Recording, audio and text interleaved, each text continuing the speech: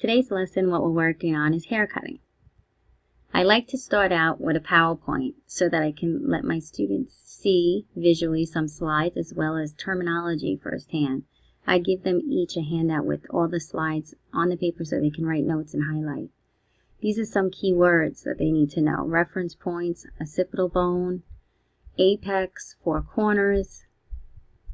They need to know the areas of the head, the crown, the nape. This is also all supported in their homework that they work on and that they do with each subject that is assigned. Lines, sections, what type of straight line, whether it's a vertical, a diagonal, or a horizontal line. We talk about elevation and graduation and shrinkage. The hair shrinks when it dries over 50%. So they need to know some common knowledge of this. The haircut we're doing is 90. As you can see, they're showing you what it means to hold the hair straight out at a 90-degree angle. And we're holding it vertically. You see diagonal lines, horizontal lines. We have certain guidelines they have to understand, whether it's a stationary guideline where it don't move, or a traveling guideline where it moves as the haircut progresses all around the head. That's what we use in a 90-degree haircut. We talk about over-direction, of how we want the hair to be longer in areas, so we over-direct.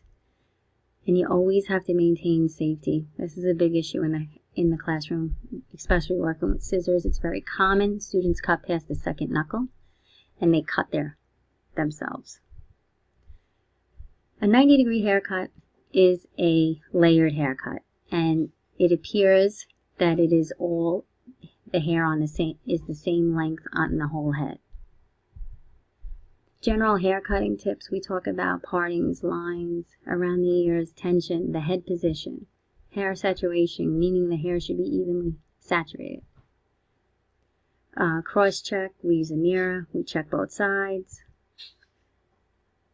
Then when we go into the actual procedure, I break it down for them so they have these for their notes where they can see step 1, step 2, and they can reference back to this. And it explains step by step what they have to do for this haircut. There's about 11 steps in all that they have to do in order to reach the end results when they're finally completing it, and they check and make sure, they're cross-checking, and they make sure everything is fine, and I would come around and check as well. These are my reference standards that we use as far as learning standards, as well as New York State curriculum development of services.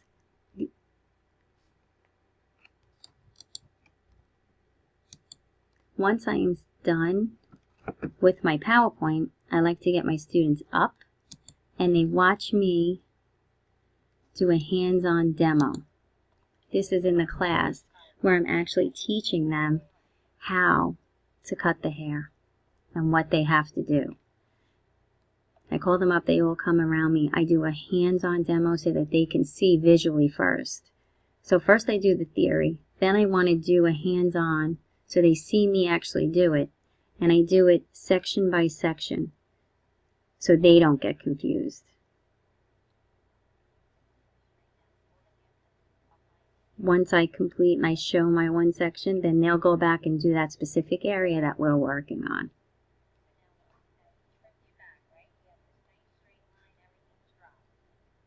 Sometimes what I do too, the kids videotape themselves and they critique themselves, looking at it, what did I do wrong, where am I standing, different things. It's so important about even their position when they're cutting hair. Another thing that I do with them that they're able to do at home is the Quizlet review. Before we have our unit test in hair cutting, I create a review for them that is on Quizlet where the kids know they sign on. They get access to my account, and they have review where they have it right at their fingertips on their phone so that if they want to do it, whether they're waiting for their parents at school to get picked up, they can review and do this at their fingertips at any time.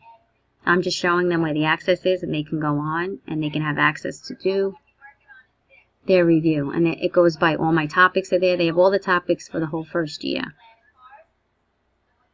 That's what they can do at home. But then I love this in class, Kahoot It. It's a great interactive program that allows the students, once I pull it up, I'll do a classic play game. It will come up and a code will appear. They'll take their iPhones, they have the app already loaded, and they sign into my PIN number. Once they sign in, I hit start, and it allows them to be interactive with us and asks us a question, and then they each submit. And they compete against each other, but most of all, themselves, and they see how well they're doing.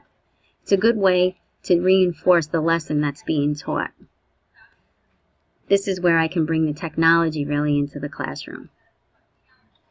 This way then with my lesson, not only do I do the theory, I do the hands-on demonstration, and then I use the technology as far as to reinforce it for them to review. I review, and I also create tests then from Quizlet. Right from there, I'm able to generate a test.